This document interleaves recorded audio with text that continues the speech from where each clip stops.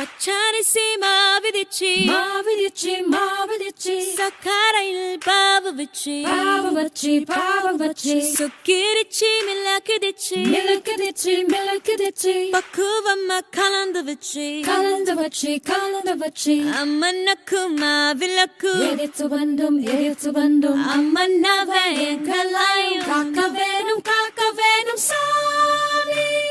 மதுரமறி குழந்து வாசம் ஏராசாத்தி உன்னுடைய நேசம்.